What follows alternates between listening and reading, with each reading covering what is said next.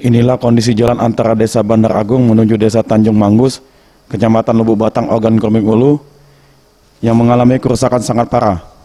Jalan kabupaten yang mengalami kerusakan sangat parah hampir 15 km ini belum tersentuh perbaikan dari pemerintah setempat selama 10 tahun. Jalan yang menghubungkan sedikitnya 5 desa itu untuk keluar menuju ibu kota kabupaten dan ibu kota provinsi harus ditempuh dengan waktu berjam-jam. Itu pun harus menggunakan kendaraan khusus untuk bisa menembus jalur tanah berlumpur dengan kedalaman mencapai 4 meter di beberapa tempat.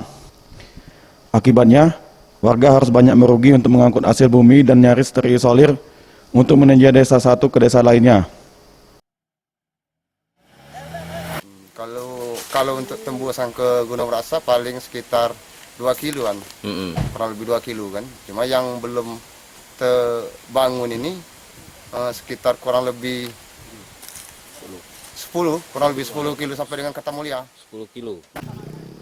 Sementara itu, anggota Dewan Perwakilan Rakyat Daerah (OKU) dari fraksi PBB, Robi Vitergo, melihat kondisi jalan tersebut sangat miris dan merasa perlu ada perbaikan secara besar-besaran oleh pemerintah guna membantu aktivitas warga yang selama ini sudah sangat disusahkan akibat kerusakan jalan tersebut.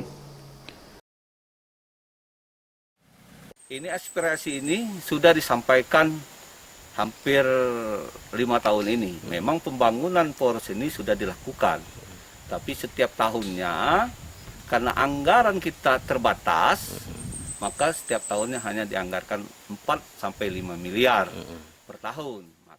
Kedepan pihaknya berharap jalan tersebut bisa segera diperbaiki, baik melalui anggaran kabupaten ataupun anggaran dari bantuan pemerintah provinsi. Bagus Mihargo, Sriwijaya TV.